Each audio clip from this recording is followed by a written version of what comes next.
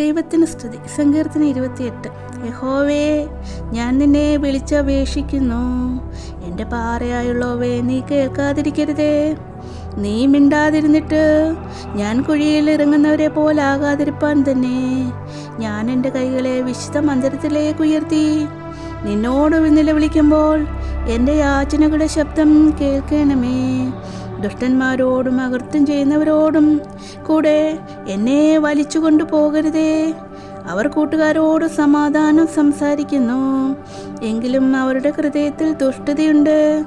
അവരുടെ ക്രിയയ്ക്ക് തക്കവണ്ണവും പ്രവൃത്തികളുടെ ദുഷ്ടതയ്ക്ക് തക്കവണ്ണം അവർക്ക് കൊടുക്കണമേ. അവരുടെ കൈകളുടെ പ്രവൃത്തി പോലെ അവരോട് ചെയ്യണമേ. അവർക്ക് തക്കതായ പ്രതിഫലം കൊടുക്കണമേ. യഹോവയുടെ പ്രവൃത്തികളെയും അവൻ്റെ കൈവേലയും അവർ വിവേചിക്കായക കൊണ്ട് അവൻ അവരെ പണിയാതെ ഇടിച്ചു കളയും. യഹോവ വാഴ്ത്തപ്പെട്ടവനാകട്ടെ. അവൻ എൻ്റെ യാചനയുടെ ശബ്ദം കേട്ടിരിക്കുന്നു. യഹോവ എൻ്റെ ബലവും എൻ്റെ പരിചയമാകുന്നു.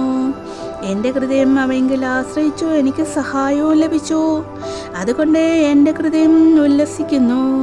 പാട്ടോട് ഞാൻ അവനെ സ്തുതിക്കുന്നു. യഹോവ തൻ്റെ ജനത്തിൻ്റെ ബലമാകുന്നു. തൻ്റെ അഭിഷിക്തനെ അവൻ രക്ഷാദുർഗം തന്നെ. നിന്റെ ജനത്തെ രക്ഷിച്ചു, നിന്റെ അവകാശത്തെ അനുഗ്രഹിക്കണമേ. അവരെ മേയിച്ചു എന്നേക്കും അവരെ വഹിക്കണമേ.